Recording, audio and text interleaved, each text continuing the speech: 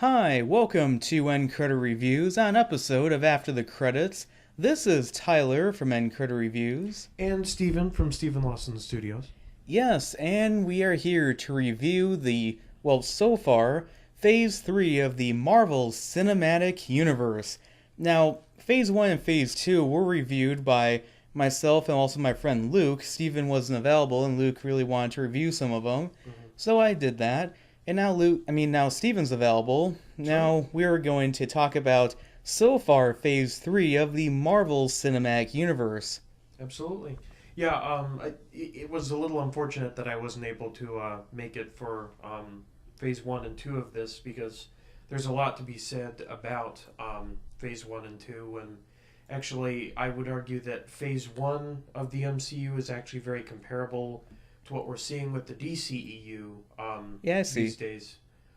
So it's an interesting topic to go over, but going over Phase 3 in light of Avengers Infinity War being just a couple weeks away is very, very important, and I think we should take some time to reflect fairly on it. Fairly being the key word. Yeah, definitely. We'll get into that with a lot of the Marvel dick writing epidemic. So basically how it's going to work, Steven, is that kind of like when I reviewed Phase 1 and Phase 2 with Luke, we are pretty much going to spend about 10 minutes on each movie. Okay. And basically it's going to be about 9 minutes talking about the movie and then about a minute with 30 seconds with each of us giving our kind of rating. But in addition, I know Steven has watched Black Panther, but I haven't, Correct. So I'll let him do most of the talking and I'll probably add a commentary or two here and there. Sure. So anyway, I'm going to kind of start the whole talking about Phase 3 of the Marvel Cinematic Universe with Captain America Civil War, or as I like to call it, the Avengers 2.5. Exactly.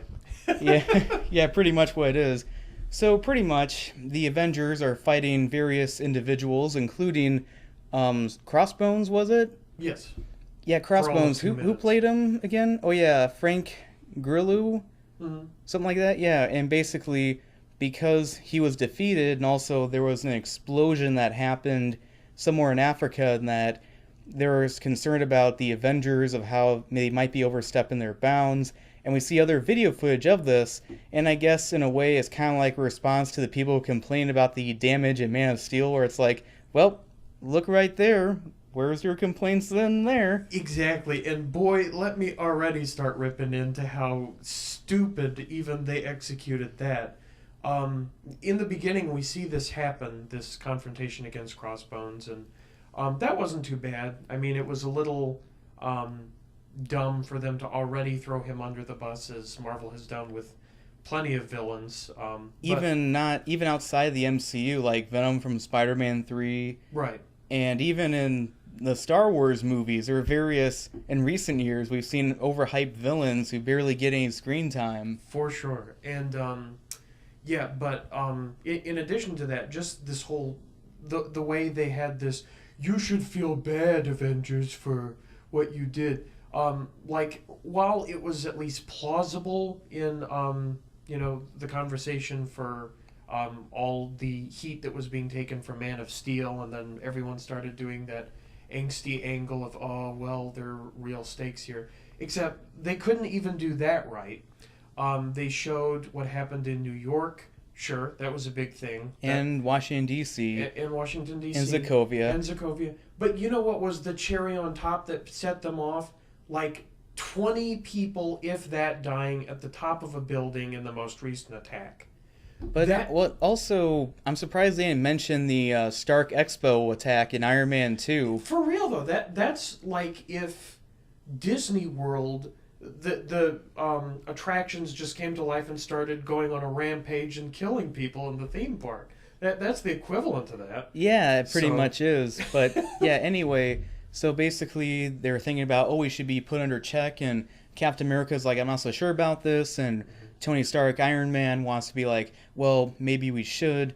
Meanwhile, Bucky Barnes is still on the run, and the people who are in power want him captured, but Captain America's like, he's still my best friend, and I can't see good in him still. Meanwhile, there's this individual known as Zemo, played by Daniel Bruhl, and pretty much he is trying to secretly, in a way, kind of hurt the Avengers within the inside. Now, we're going to start talking about this movie, and also I'm going to start the timer in that. So, what did you think of Avengers? I mean, sorry. I want to call it Avengers 2.5, but what did you think of Captain America Civil War? Let's see. So, Captain America Civil Dispute was pretty underwhelming. And that is I think, largely unpopular opinion that's spoken aloud. I feel that there's certain things and opinions that just kind of become the way it is on the internet. And unfortunately for Civil War, it seems like it's beyond criticism. And that is just so idiotic to me because there are so many things that could have gone great about it. I know that a lot of this comes between weighing the whole MCU and DCEU with Batman vs. Superman, which is largely comparable. But I know. I mean, even when we saw this movie in theaters, I remember when we were doing our whole review in the car with our other friends, and I was telling you guys how it's almost identical to Batman vs. Superman. Think about it.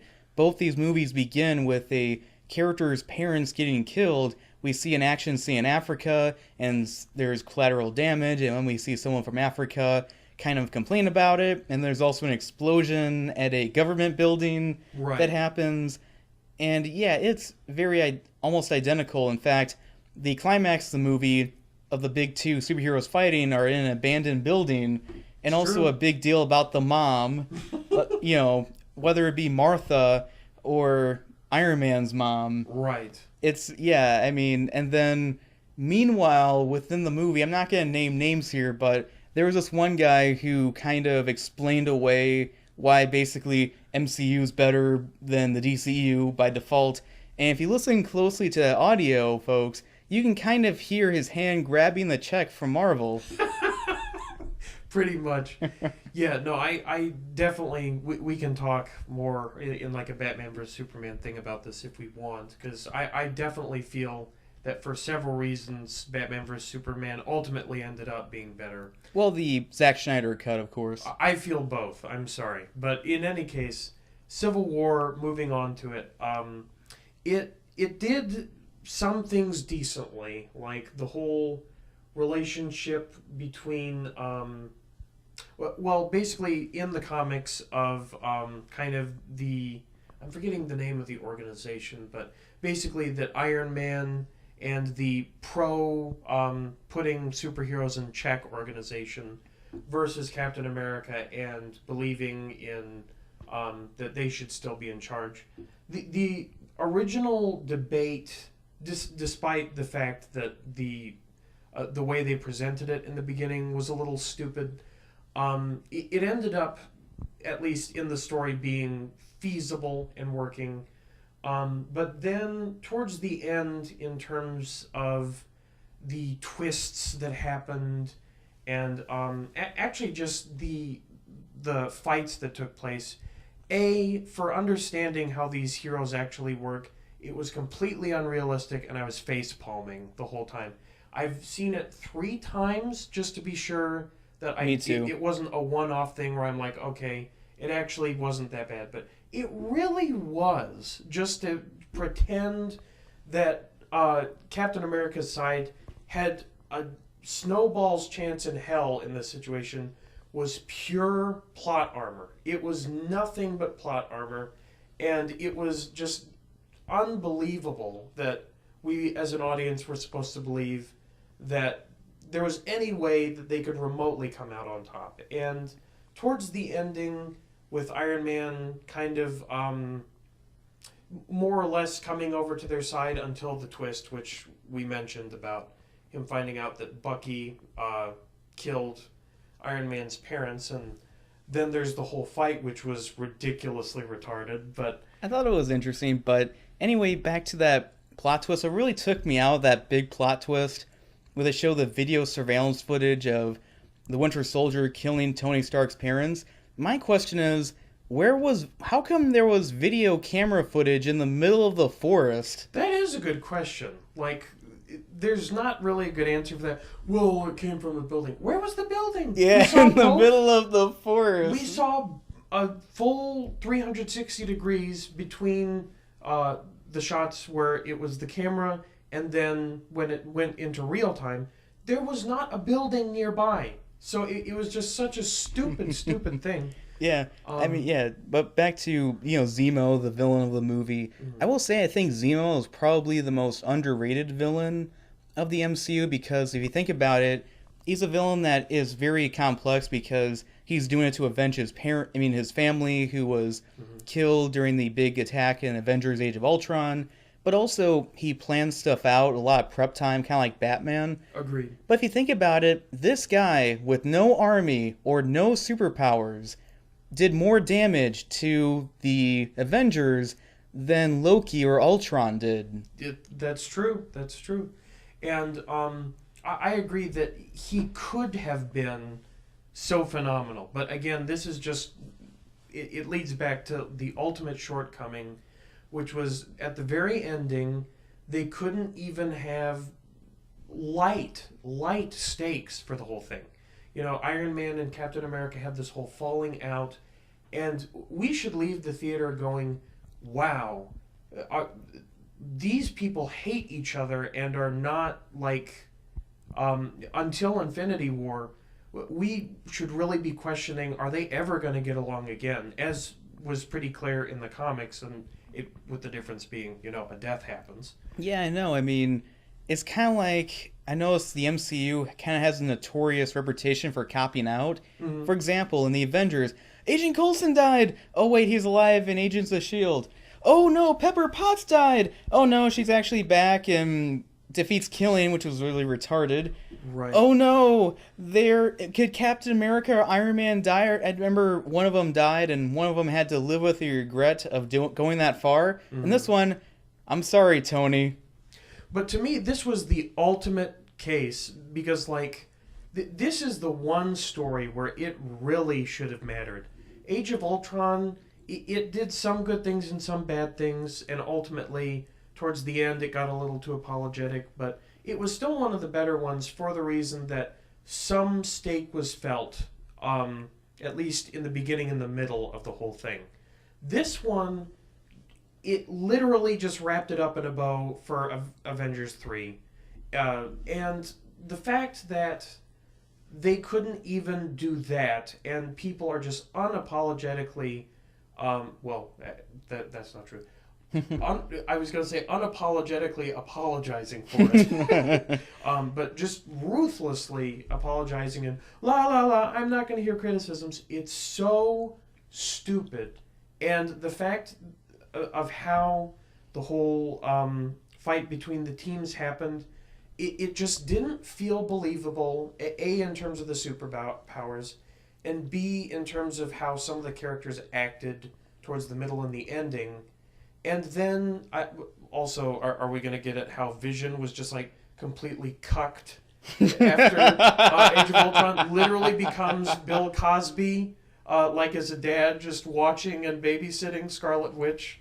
But, man, he's probably going to turn to Woody Allen with his then, daughter-in-law. I'm just waiting for Avengers 3. Oh, goodness, you put me down and you put the Mind Stone out of my hand. And, oh, I need some pudding. With possible, roofies. Yeah, exactly. But really quickly, I want to state that I really love the big fight scene where Ant-Man turns into Giant Man, which is kind of funny. And also, I mean, if I was Ant-Man fighting Scarlet Witch, I know I would shrink down and make her...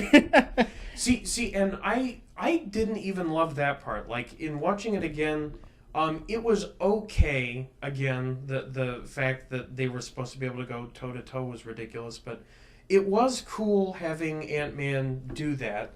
It's just ultimately, again, it was another moment that felt like this should be serious, and we went way too light and wonky with it. I know, I mean, I thought that fight scene with Captain America versus GSG-9 and Black Panther chasing him, and I know you were catcalling Black Panther a lot. Yeah. I hate the fact that people complain oh, I don't like it how, Captain America and the niece of Peggy hooked up in that.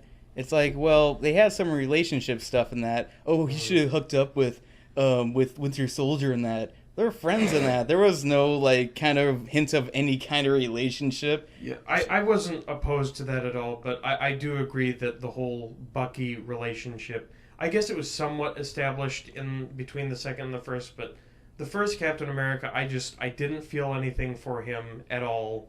And we drink and fight, we drink and fight, we drink and fight. Avengers. Exactly. That's, to me, what Captain America, the first Avenger, was in a nutshell.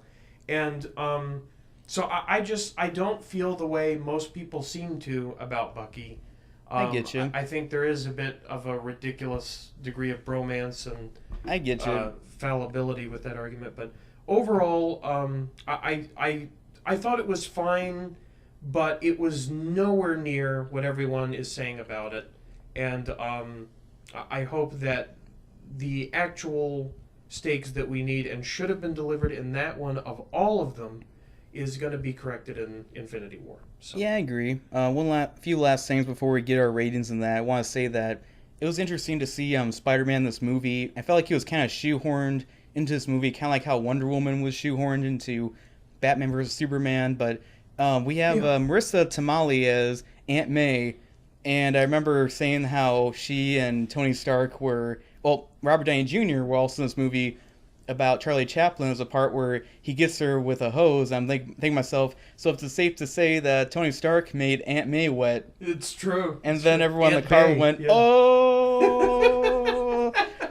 Alright, so I know she's a minor actress in the movie, but there was this one actress in the, remember that expo where Tony Stark is talking, and I guess kind of a replacement for Pepper Potts because she's not there. Her name is Juliana Guel. She was like the blonde one. And the reason why I'm bringing her up is that she was in the remake of Friday the 13th, and she had a topless scene in the movie, and if I had to describe it in one word, it would have to be spectacular. Yep.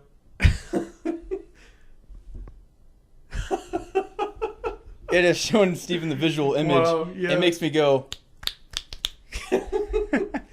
It's ridiculous, though. Like, he just Googled her name, and, like, the results that come up, don't get the wrong impression. Yeah, we didn't click on any of them. The results that came up, like, in Google that just came, were straight porn. It was just, like, a list of porn links. It's absolutely unbelievable. Just, like... Yeah, babe, is there something that a lot of people don't know about her?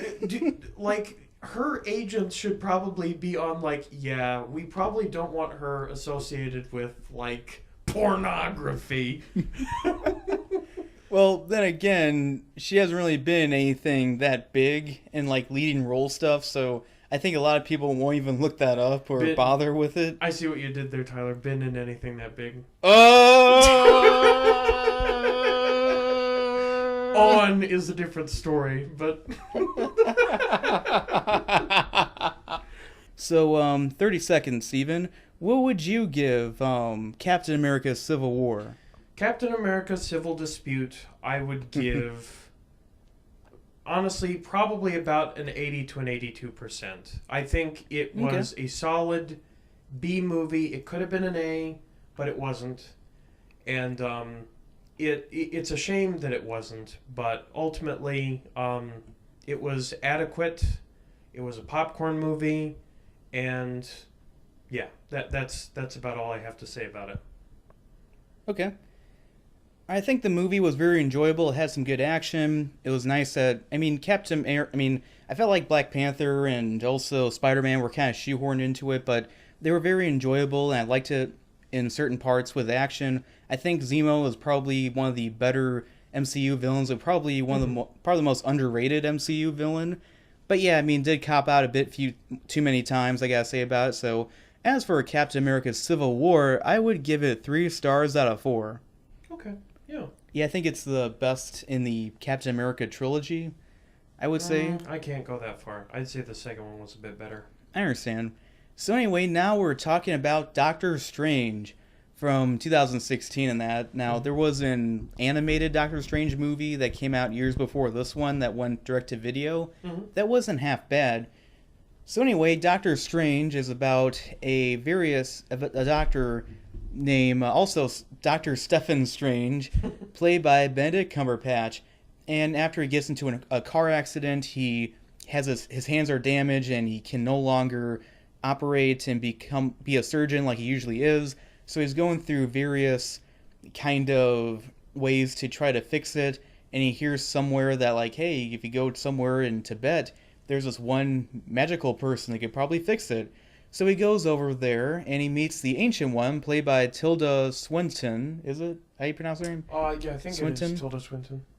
Yes, and she teaches him all the ways of the mystic arts and all sorts of magic.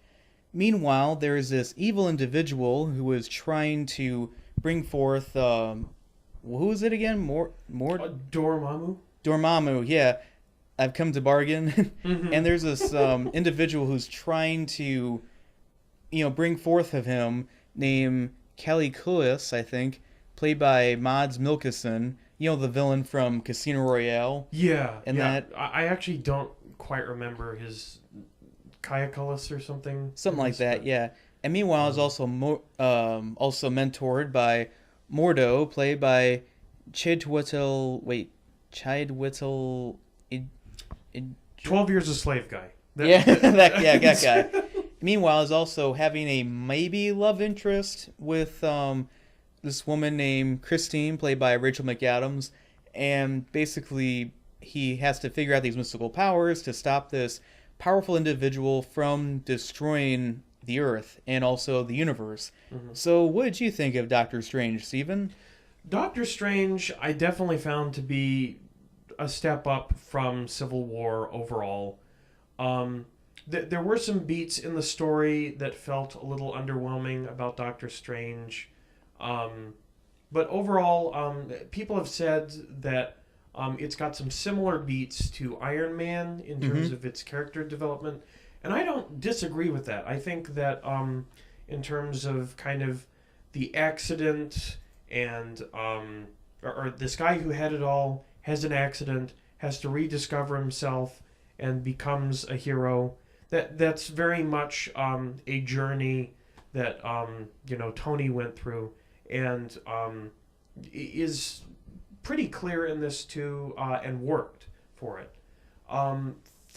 Also, let me just say, some of what they did with the visuals, not all of it, but some of it was extravagant and some of the best since like Inception, in terms of just dimensional manipulation and playing with the fabric of space.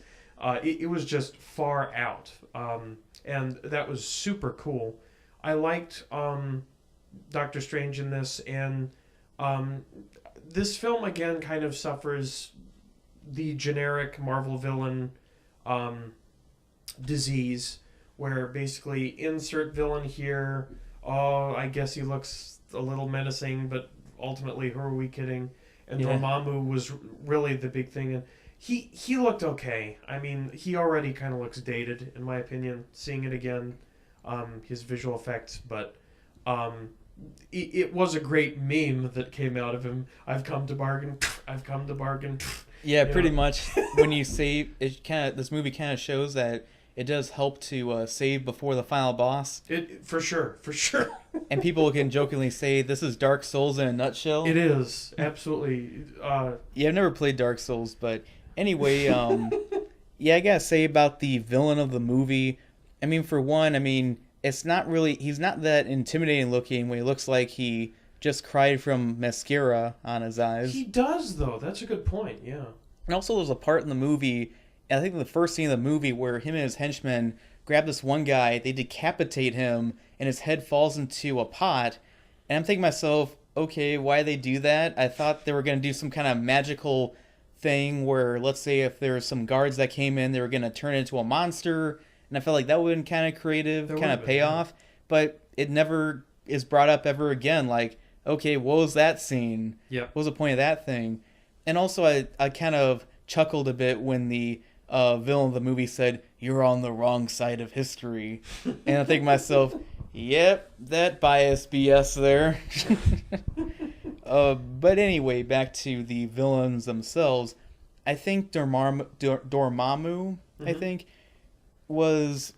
I mean, the thing is that he's a fictional character. Sure. He's from like a different time and space, so I'm Mhm. definitely less critical on movies when they do that since Yeah. I know it doesn't physically exist. Okay. But yeah, there's so many weird things in the effects, and that's what I really liked about the movie. It was just a big visual effects show when it did. I mean, I felt Mhm. like the whole kind of kaleidoscope-esque things was kind of used too much.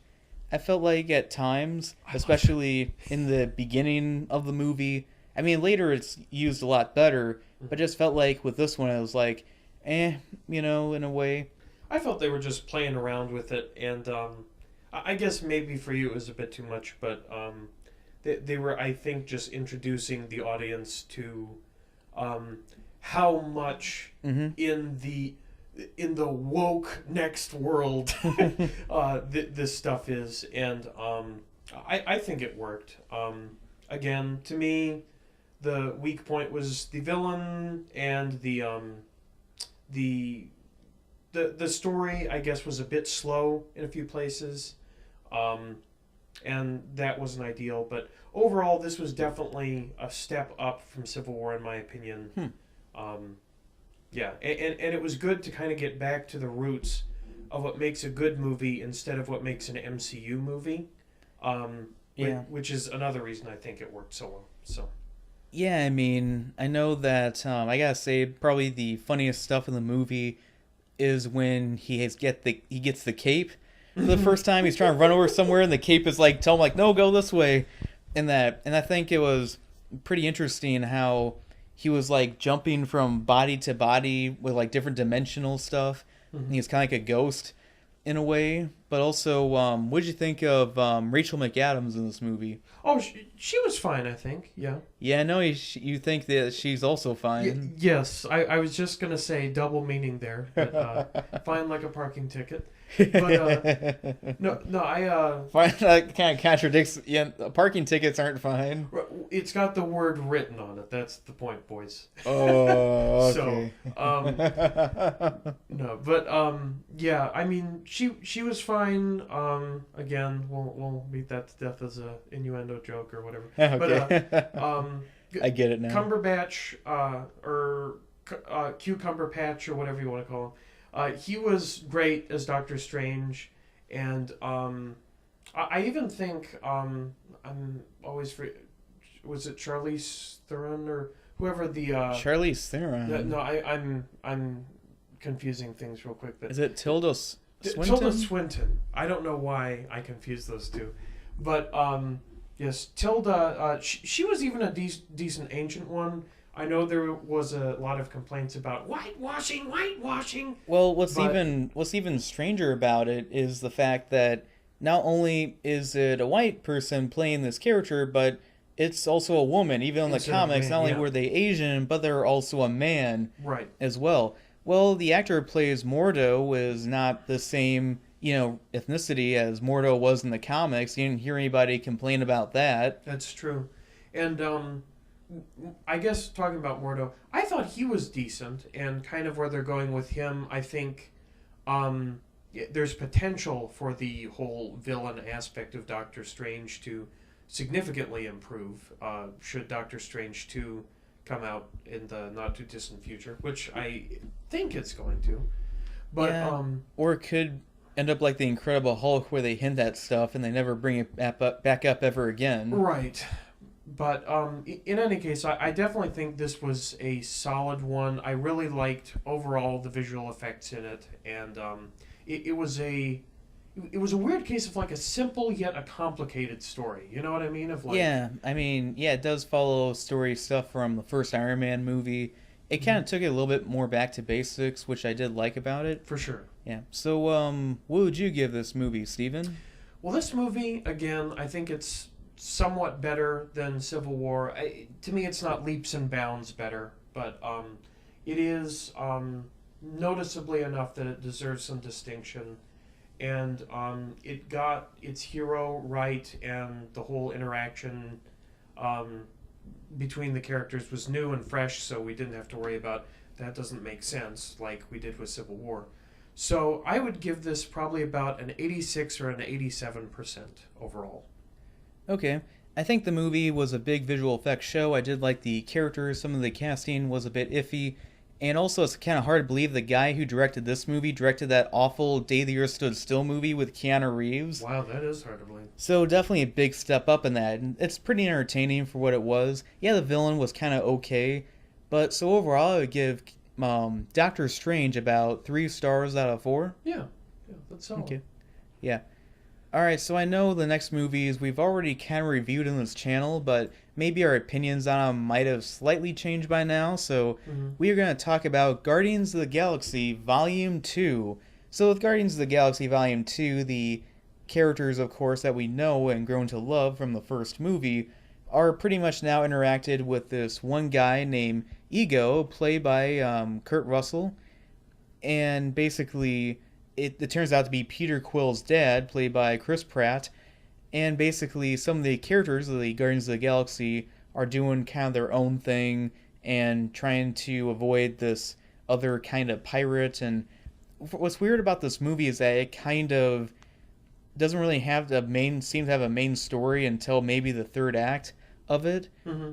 And I gotta say, this movie was, well, we'll talk about it, but Sure. So anyway, what did you think of Guardians of the Galaxy Volume 2, Steven?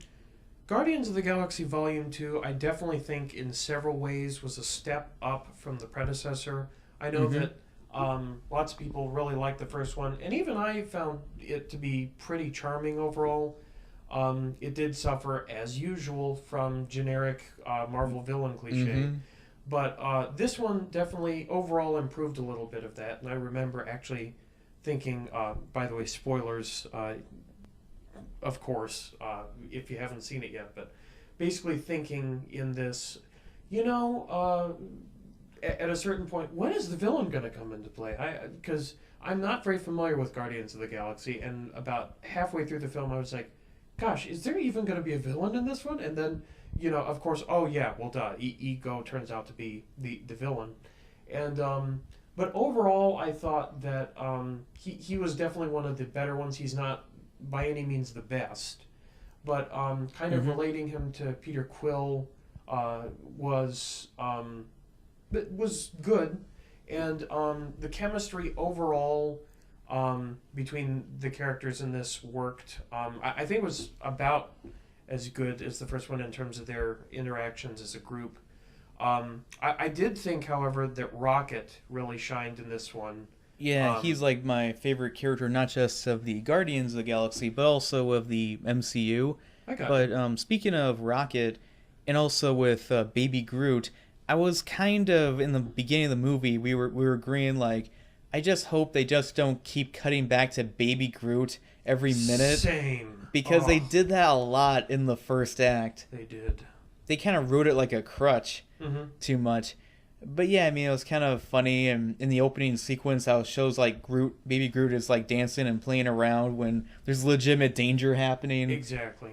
That was, funny kind of joke thing to do. But a new character they introduced is that of Mantis, played by Pom Klementieff. Pom Klementieff. I think her character was pretty funny and also interesting how she didn't get stuff, but also the part where she reads Peter Quill's Star-Lord's kind of thoughts. Yeah. And then Dave Bautista's character Drax, you must be humiliated. That was a really great scene. Yeah, I did enjoy that. Yeah, that was pretty good. And that I'm kind of tempted to have her touch me. Oh, jeez. Well, also, not maybe double meaning like you were saying earlier about Rachel McAdams. Yeah. Let's talk real quick about the.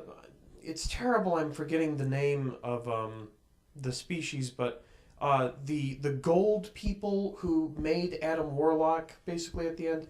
I don't know why, for all whatever reason, I cannot remember their name right now, but. What did you think of them compared to the Nova Prime Corps, I think?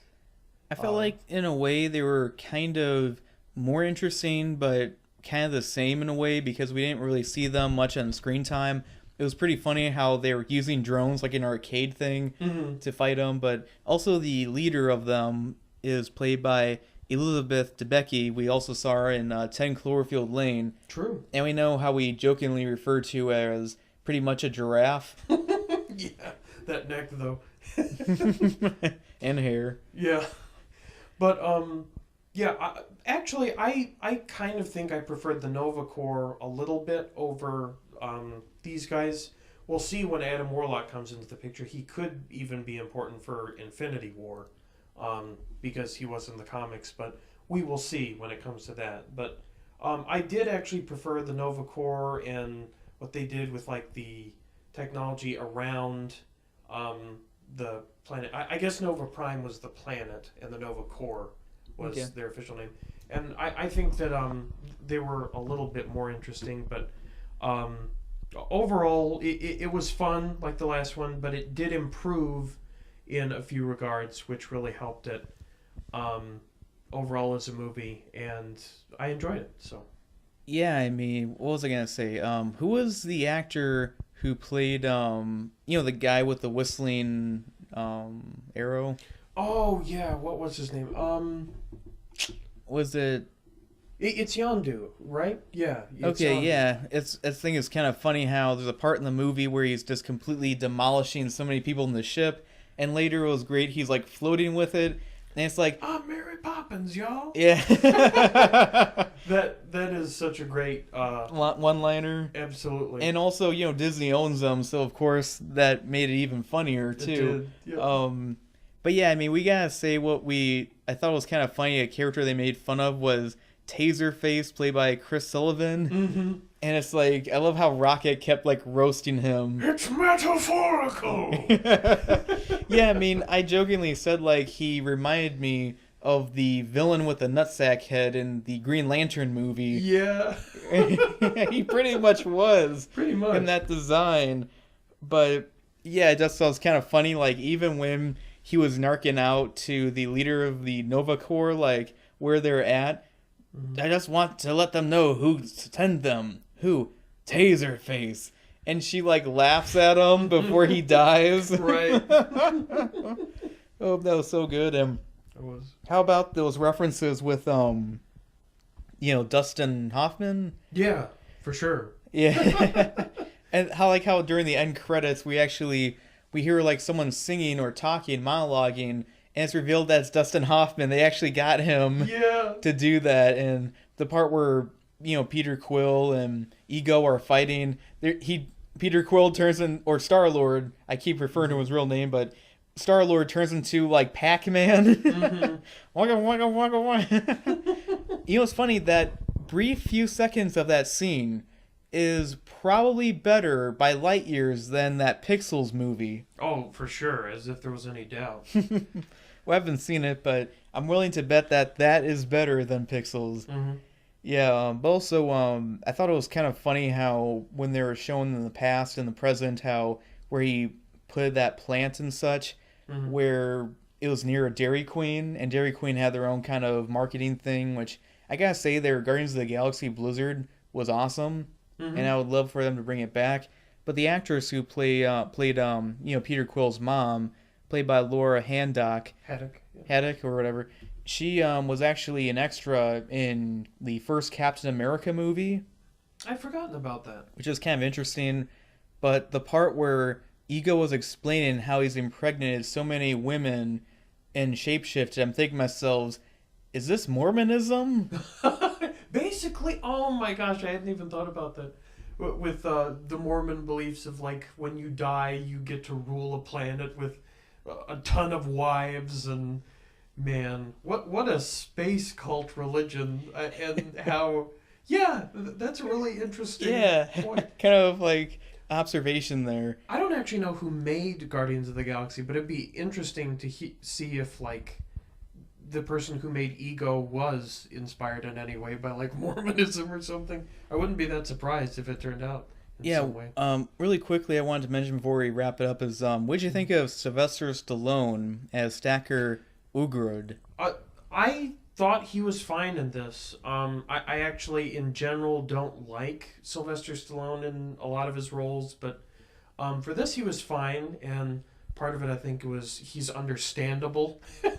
Like, he doesn't live lot of mumble in it. in a lot of movies, but like in this, he was fine, and I liked his whole kind of, or Yondu's redemption arc, kind of with him as this badass figure, which is also funny and true because lots of people see him as Rocky in reality, in his portrayal. So I thought that was pretty cool, and this definitely did a lot of things right.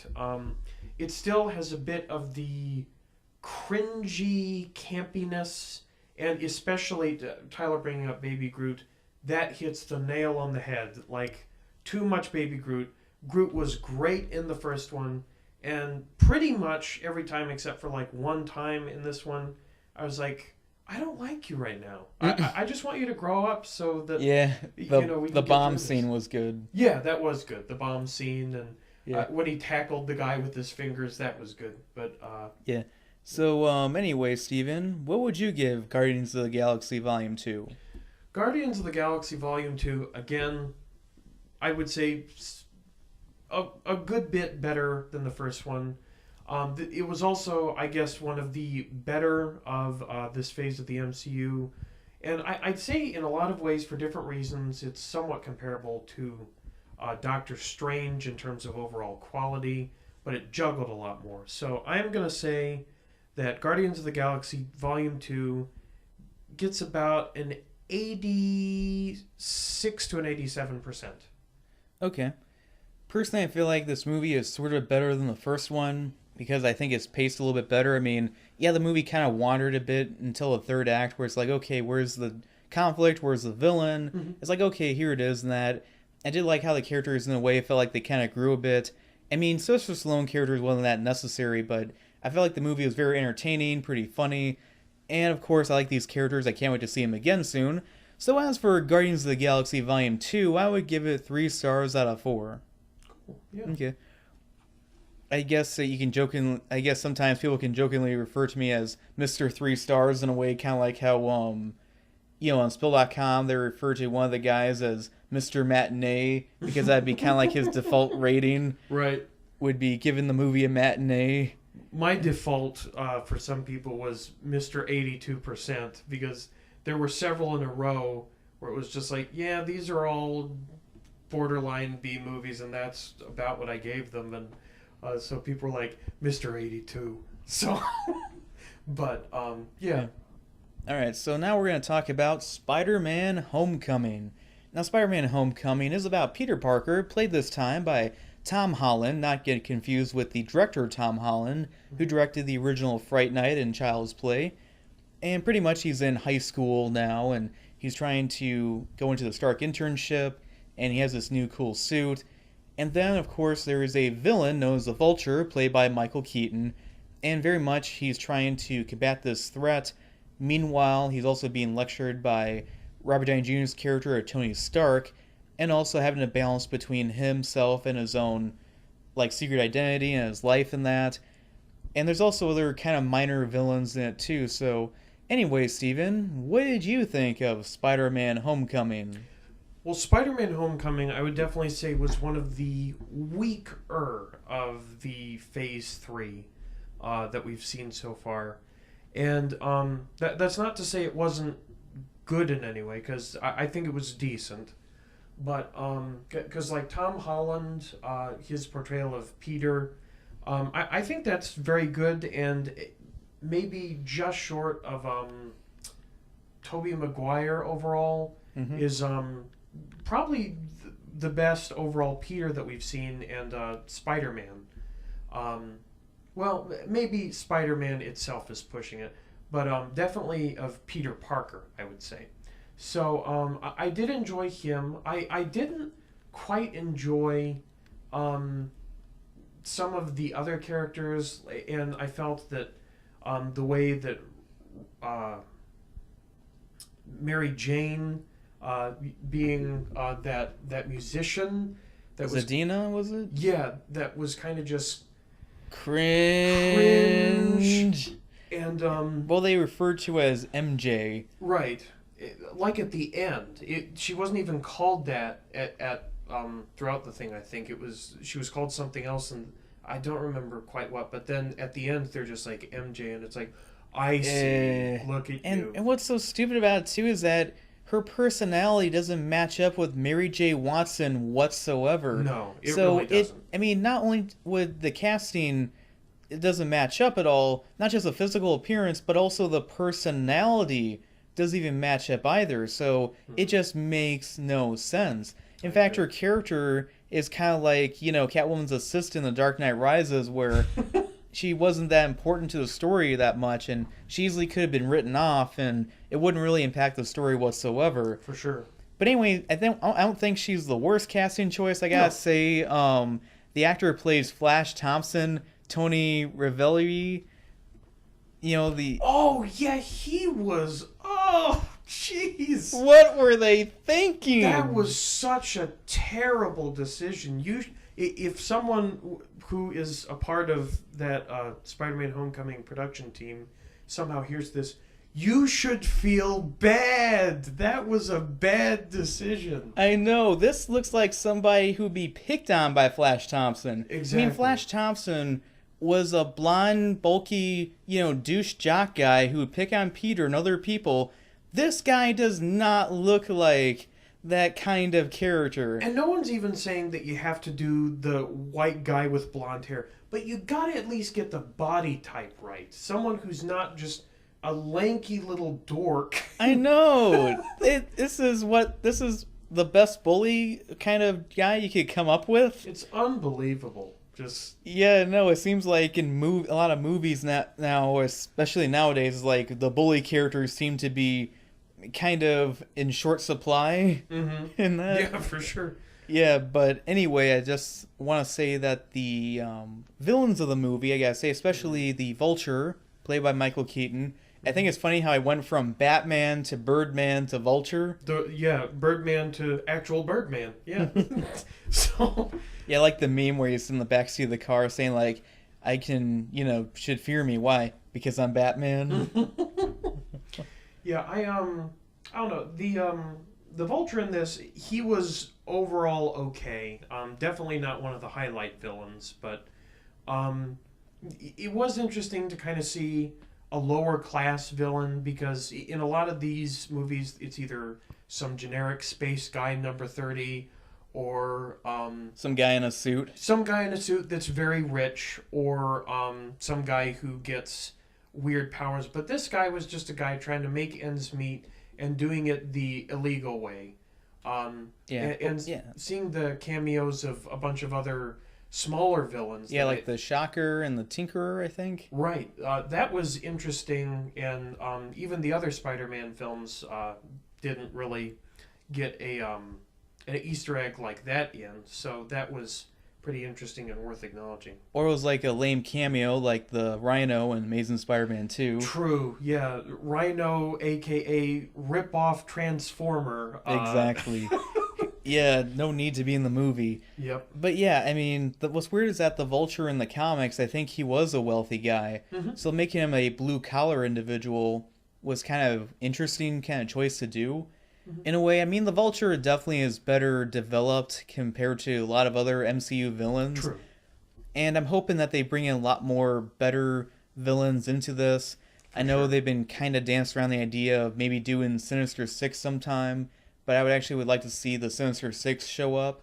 Maybe that'll be the sequel to it, but I think the main problem I have with Spider-Man Homecoming is the fact that there are certain moments in this movie that kind of come off as kind of second-rate versions of moments from the Sam Raimi Spider-Man movies. For sure. For example, in the part in the movie where he stops that barge from, you know, breaking in half, felt like a not-so-good version of the train fight sequence from Spider-Man 2. Except that he didn't stop the barge. He had to get help from Iron Man. And I hated in the trailer that they revealed that. Yeah. It's like, okay, spoilers here, that's so stupid. And then the final confrontation he had with the Vulture kind of felt like a not-so-good version of the final confrontation between Spider-Man and the Green Goblin, the first Tobey Maguire Spider-Man movie, where if you watch that one, he's literally getting the hell beaten out of him.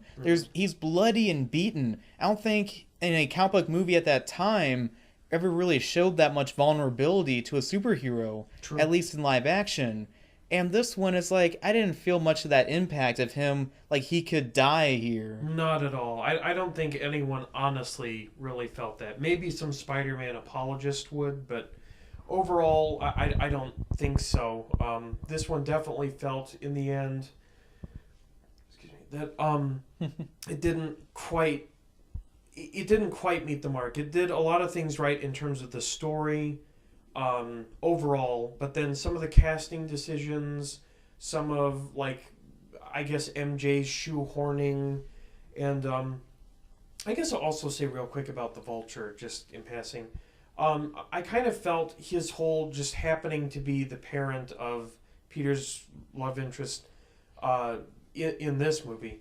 To me, that felt kind of like the most convenient thing ever since, I guess, in the first G.I. Joe, where, what's her name, basically turns out to be the old lover of Channing Tatum's character.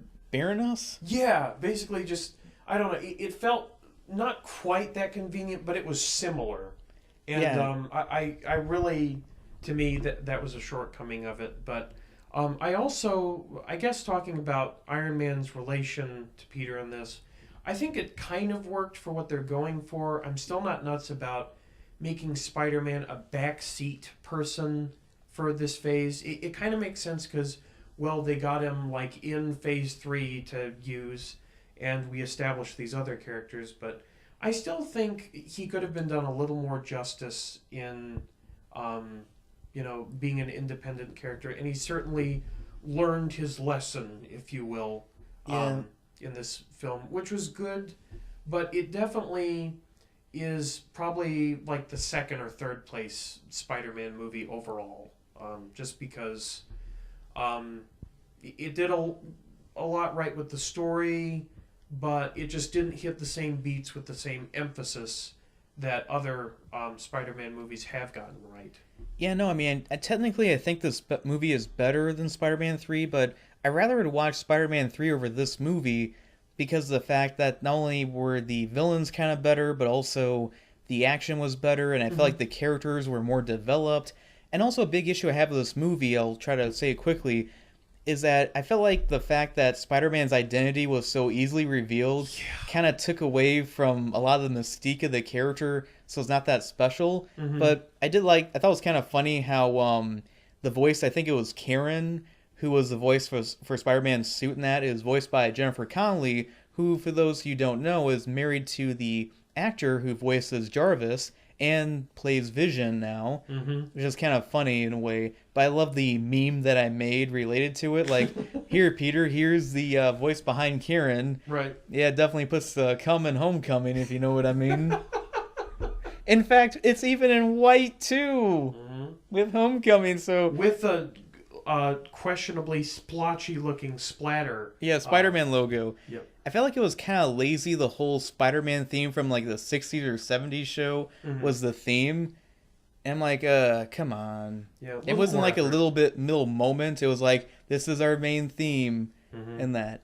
So, anyway, what would you give Spider-Man Homecoming, Steven? Well, Spider-Man Homecoming, again, was definitely one of the less good of Phase 3. I'd still say it was overall one of the better ones of the overarching MCU, but it's definitely... It falls short of at least Doctor Strange and another one we're going to mention here, I think. But it definitely had its problems, not quite the Spider-Man that we deserve. So I would give this probably about an 83 to an 84%. Okay. I think the movie is better than the majority of Spider-Man movies. I do think that the first two Spider-Man movies are definitely better with Tobey Maguire because it was done by a guy who loved and understood the source material compared to the director of this movie who's directed some minor short movies. Yeah. Not short movies, but like low-budget films. I did like Tom Holland's Spider-Man and Michael Keaton as the main villain. The other casting choices were very questionable, and I felt like the action could have been done better, so I'm going to give Spider-Man Homecoming about 2.5 stars out of 4. Okay, yeah. Yeah, kind of lower than when I gave it when we first saw it in theaters, but it kind of proves the point, my statement that, hey, just because I gave a movie a certain rating doesn't mean it's set in stone. Right. In that. Alright, so now we're going to talk about the third and probably final movie in the Thor movies, known as Thor Ragnarok. Now, basically, here's the premise of it. So basically, Thor comes back, and he pretty much sees through Loki's kind of trick about like, oh yeah, I know that you're not Odin, you're actually Loki in disguise. And I think it's kind of funny how he throws the hammer to and holds him up to it to kind of make him confess. And also, he does fight this one demon character who's also voiced by, who's the voice of Mr. Krabs on SpongeBob and also Lex Luthor? Oh, Clancy Brown. And Lex Luthor in Justice League and the Superman show from the 90s. Yep. And that, but... Surtur, the demon. Yeah, so basically, Anthony Hopkins' character Odin passes away, and thus the original child of him, known as Hela, played by Cate Blanchett, then attacks Asgard, and thus wants to bring upon Ragnarok, which is like the end times in Norse mythology, and thus Chris Hemsworth's character Thor and Loki had to team up to try to get back together on this foreign planet, while also running into the Hulk, of course. Again, we haven't seen him in a while, and thus it's a whole intergalactic space-esque adventure in a way. So what did you think of Thor Ragnarok, Steven? Thor Ragnarok, to me, in addition to Spider-Man Homecoming and Civil War, are probably the weakest of Phase 3. I'm not quite sure if I'd literally have this as the weakest for a couple reasons. But overall, this was one where people were like, oh man, you got to see this. I know you didn't like the other two very much, but it was so fantastic. And I'm like, you know what? Fine, I'll see it. And I sat through it, and I was like, I was right going in. I went in with a positive attitude about this, not, a Marvel dick writer going into a DC movie mentality. I was like, you know what? I'm going to give this a chance. And it ended up just overall notching off all the, yep, that was bad, yep, that was bad, yep, that was bad aspects about the first Thor and Marvel in general, in terms of some of the cliches, the corny, campy humor. Well, MCU. Yeah, MCU in general. But let me just say, I will start by saying Hela is the best villain we've gotten for Thor so far. That's not saying a lot, but she definitely was probably overall the best. I know lots of people, oh, Loki, he's so good. No, he's at best an anti-hero. He's not really a villain. Yeah, it's kind of funny how a lot of women have the hots for him. In fact, there's a part where they're on Earth and a bunch of women are getting pictures with Thor, but I'm surprised none of them got any pictures with Loki because a lot of women find him hot in that. But right. Also in that moment where it's like, oh yeah, what happened to Natalie Portman's character? Oh, I broke up with her. She didn't break up with me. Well, that's kind of lazy writing in a way to just write them off. These convenient, we broke up between movies things have got to stop. Like maybe it'll end up like Gwyneth Paltrow's character in Spider-Man Homecoming, where it's like, oh, we're not, at odds. Now we're getting engaged. You know what would be hilarious is if they end up doing something like as shameless or shoehorned as like having both characters come back either as different actresses or ultimate troll ever. What if you have Natalie Portman come back as Gwyneth Paltrow's character and Gwyneth Paltrow come back as Natalie Portman's? Or actually have Natalie Portman's character come back as Keira Knightley. Yeah, exactly. Definitely be an upgrade, I would say. Yeah, I mean... Or have Liv Tyler's character from The Incredible Hulk as Betty come back as Jennifer Connelly from the first Hulk movie with Ang Lee. Talking about the story real quick, though, I was excited because I'm like, Asgard's actually in trouble in this one from the trailers, and Hela being in the picture, the goddess of death, could have a lot of significance not only to this, but Infinity War, because of the whole Thanos trying to court death and her being, a female goddess of death. Oh, that could be a thing. But in this, it's pretty clear that what they're building with her at best was kind of lukewarm, just generic Marvel story.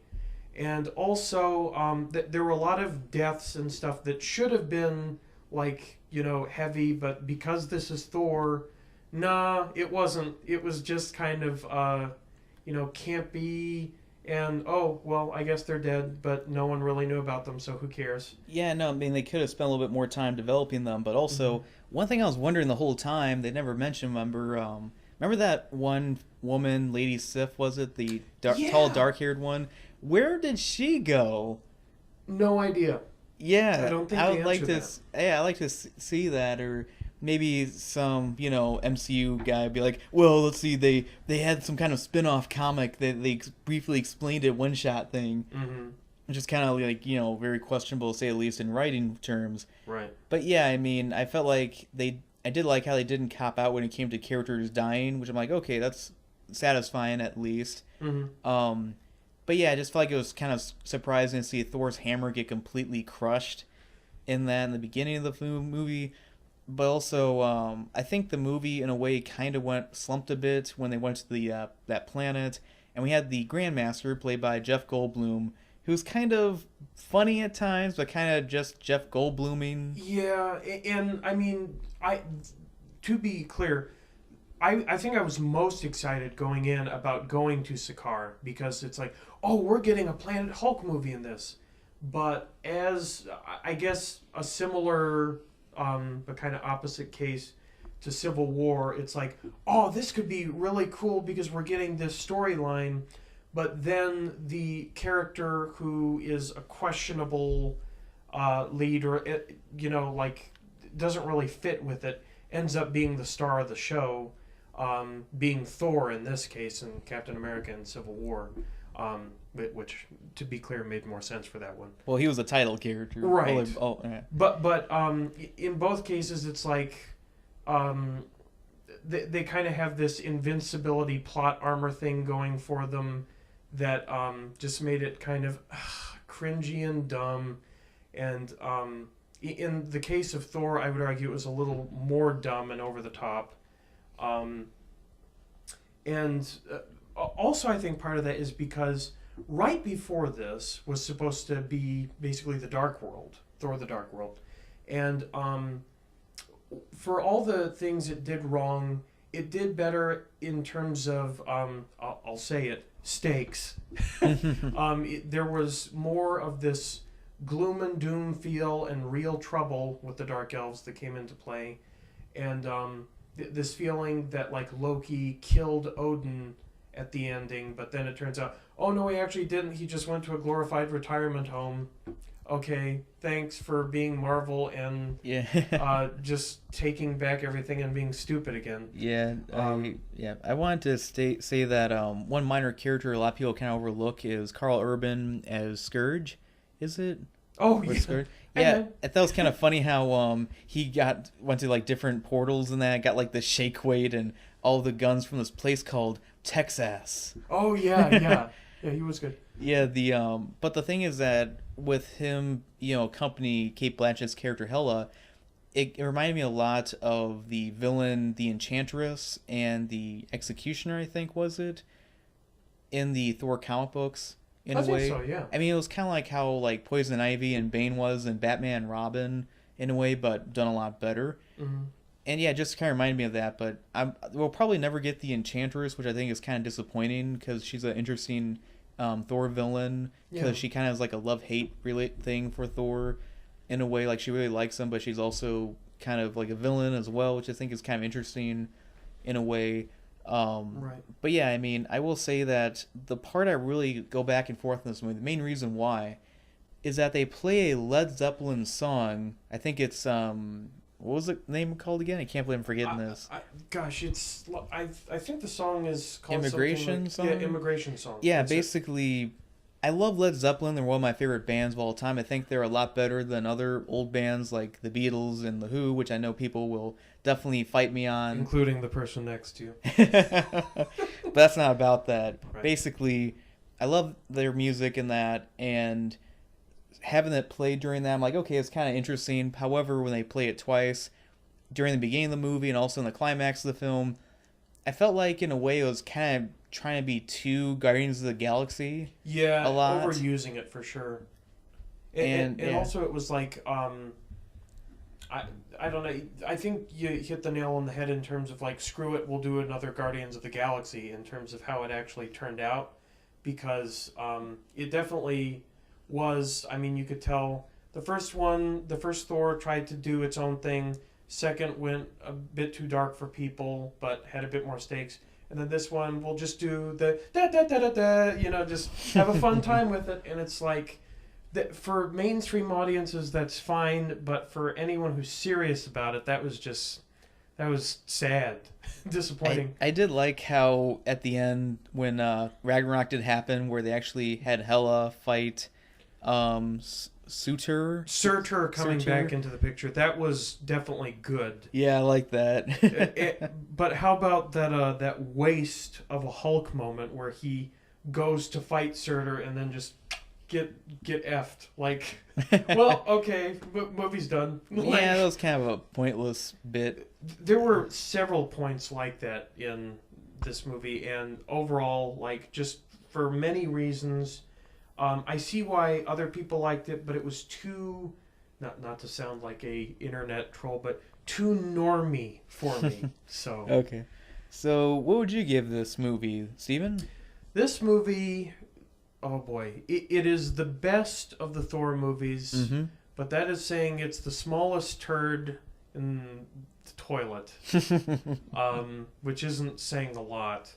I don't think I said the visuals were questionable at points. Some were really good, some were pretty terrible, and we'll talk about another one that's similar. But for many reasons, it was okay at best, but ultimately wasn't that great. So I would give this movie something along the lines of a 79 to an 81%. Okay. Personally, yeah, I agree with you. It's the best in the Thor trilogy. I'm not a big fan of the Thor movies in general. I mean, there was some cool stuff and visuals. I mean, I love, Led Zeppelin, and the villain was definitely above average compared to other MCU villains. However, I do feel like they kind of copied too much from Guardians of the Galaxy, kind of wrote it like a crutch in a way. For sure. And also, I feel like Hulk was, I don't know if he was really that necessary in it. And I feel like people just overreacted to the quality of this movie. Mm-hmm. So overall, I give Thor Ragnarok about 2.5 stars out of 4. Yeah, I think that's fair. And we hardly even got into Hulk. Hulk could have been so great for it, and he was okay, but ultimately the whole Sakaar aspect just felt completely underused overall, and was kind of just a place for Thor to fall for a bit. So, yeah, I agree. Okay. So now we're talking about the last one we're going to be talking about in the so far of Phase 3 of the Marvel Cinematic Universe is that of Black Panther. Mm-hmm. Now, what's interesting is that I have not seen this movie, but Steven has, so I'll let Steven do most of the talking for this one, so I'll comment here and there about it. So anyway, I'll let you explain what the plot of Black Panther is, and I will comment here and there. Alright, Steven? Sure.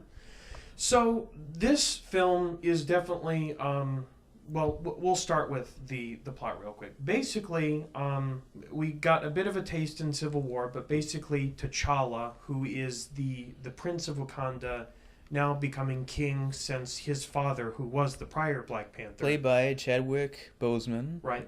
Where you were catcalling a lot, and yeah, you were like, "Ooh!" when he showed up when he was fighting Bucky when he was trying to escape that one place. Right. Yeah, but so he basically since then has taken the mantle as King of Wakanda, and we can see a bit of Wakanda and how it's run in kind of this secret bubble protected from the rest of the world, and it's the most advanced civilization on the face of the earth, due to its abundant amount of vibranium, which arrived in a meteor thousands of years ago and crashed in Wakanda. Vibranium, of course, is like the hardest metal, or at least one of the top 3 hardest metals Yeah, in the MCU. Is it how's it compared to what Wolverine's claws are made out of? I was going to say, I think adamantium is the number one strongest. I may be wrong. That may be number 2, but in any case, it's slightly above vibranium. Still better than unobtainium. Exactly. In Avatar. I remember you were jokingly saying like vibranium was where they film the Magic Mike sequels. Exactly. Or movies, actually. There hasn't been more than one sequel, But basically, the story is pretty simple and actually pretty comparable to The Lion King in a lot of ways, because African King basically tries to take up the mantle of leadership.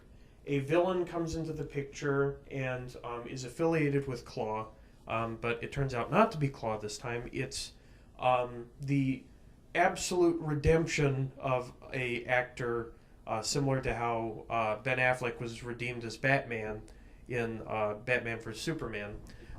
In Killmonger, who was Michael B. Jordan, played by Michael B. Jordan. Yeah, who was Michael B. Yeah. Not to be confused by Michael Jordan. Yeah, Space Jam. But yeah, he was in Fantastic Four as the Human Torch. Yeah, he was. And so he basically comes back, and we learn that he is the son who was left behind in the inner city, as a lot of forsaken black children are, by either their parents dying or being imprisoned due to drug crimes or whatever, which was relatable in the inner city in real life. And but in this case, it's clear in the beginning cutscene that the brother of T'Challa's father, I think T'Chaka was his name, he basically wanted to use vibranium to empower Africans across the world and was trying to smuggle it out of Wakanda. And his brother did not think this was the right thing to do, so he ends up killing him and leaving the kid. Stupid decision. The last part Comes back to bite the whole country in the ass, as he basically made it his life's mission to train to be a killer. That's why his name's Killmonger. And he goes back to Wakanda and fights for the throne in a literal trial by combat, which is apparently how they test to see who should rule, if there's a right to leadership. And so yeah, basically they fight. T'Challa loses at first, but it turns out, he's actually alive. Is he dead? Is he not? No, we'll see. And then there's a battle in the ending. Killmonger, similar to his father, wants to use vibranium to empower Africans around the world and be basically a global terrorist militant enforcer. Right. But let's not try to spoil stuff here. Sure. And it's a newer movie. Sure. But they fight. There's a final battle. Killmonger, I won't say what happens to him, but in the end, T'Challa is returned to the throne, and that's basically where it ends. So, pretty simple story, kind of a rise and fall of a king, and learning his mistakes and the mistakes of his forefather, and very relatable to The Lion King, both in setting and in terms of the whole king and prince storyline. So, okay, I mean, the movie's made over $1 billion. People make it a big deal out of this, like, it's one of the best things ever. Mm-hmm. But keep in mind, some of the worst movies to make over $1 billion have also been that Tim Burton Alice in Wonderland movie, Fast and Furious. Yeah, some of the Fast and Furious movies, and also that Fourth Pirates of the Caribbean movie. Mm-hmm. So, I mean, and also some of the best movies of all time, like Fight Club and Citizen Kane and The Iron Giant. I mean, people are like, what, Iron Giant's gone too far? Well, it's one of my favorite movies of all time, but basically those movies were box office failures. And my point is that, basically I'm trying to say is that box office results doesn't really equal the quality of a movie. And then people act like, so this is like a movement that the score is so high in that. And I think Steve and I in the past have talked about the very problematic falling of, like, how it snowballs into an avalanche of identity politics. Absolutely. And this is definitely one of those cases. I would say it's actually very comparable to last year's Wonder Woman and Get Out in terms of the phenomenon of the identity politics that's occurred around it, and kind of this, yeah, get hard about it, attitude in the culture. It certainly, to me, was a good film, and definitely, I would actually probably say it's probably the best so far of this, this bracket of the MCU being Phase 3. But it certainly is not without flaw. It was slow at points. Talking about the music real quick, which is stunning in Marvel, because usually the music is not that great. But the scoring for it was very interesting, with a lot of traditional African sounding music, and it really worked overall to it, and some good themes for characters like Killmonger and the Kings. But it was and of course the most outstanding aspect is Killmonger as a villain. He's arguably one of the best MCU villains that we've seen, and yeah, so he was a great component. I'll be curious to see what Tyler ends up saying about him once he's seen it. But this movie was certainly not without flaw, was tedious in some places.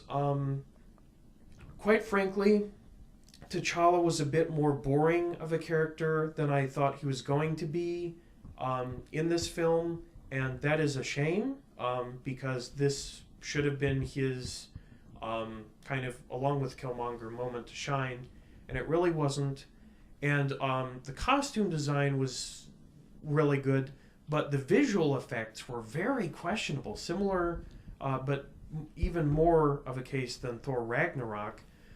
There were some moments where, like, the Black Panther suit looked really good and crisp and real on him, and others when it got moving, and it's like, is this 2003, like 2004, just after the Matrix Reloaded animation? This is questionable. I mean, speaking of, I wanted to ask you, you told me that the effects in this movie at the end kind of felt rushed. Would you compare it to the Scorpion King monster in The Mummy Returns?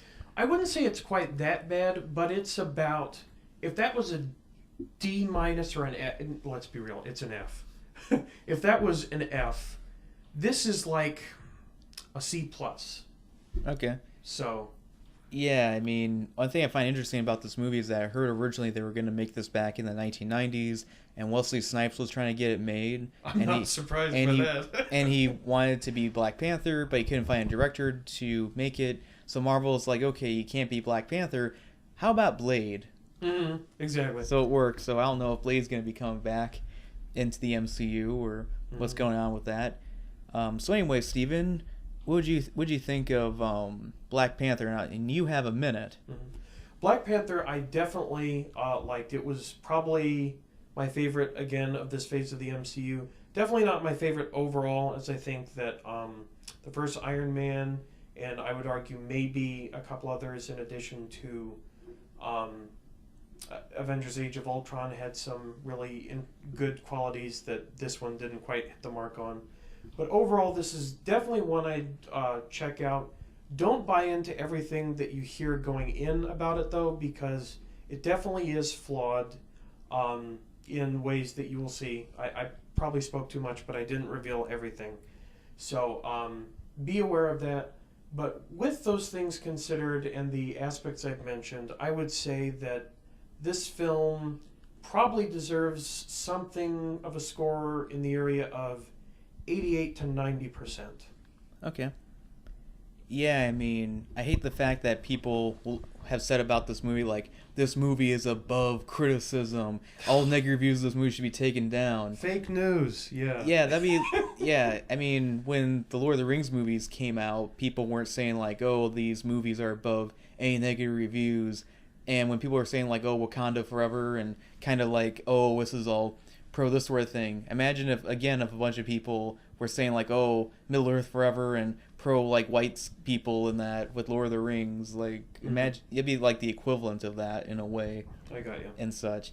And it's funny how people were talking about, like, how there's a Wakanda in Illinois called Wakanda, Illinois. And there's also Metropolis in Illinois as well. I actually met someone in one of my classes from Wakanda, Illinois. So it was funny. She was saying that her high school, they were talking about their, like, making the mascot from, like, a bulldog to the Black Cat or Black Panther. Yeah, Black Cats. To the Another MCU Marvel character. right, but to the Black Panther mascot, and apparently he was just like, no, puts his foot down like super hard about the issues. So Well, yeah, copyright stuff, of course. But yeah. So anyway, this is Tyler from Encoder Reviews. and Steven from Steven Lawson Studios. Yes, and we hope you enjoyed this episode of After the Credits on Encoder Reviews, talking about the Phase 3 so far of the Marvel Cinematic Universe, and we just cannot wait to see the new Avengers movie coming out. It's hard to believe that the first Iron Man movie came out about 10 years ago. Mm-hmm. So yeah, it's just really odd, but I'll try to get around to watching Black Panther when it comes to home video. So anyway, we hope you enjoyed this episode of After the Credits on Encoder Reviews, and we hope to make a lot more in the future. Please like and subscribe.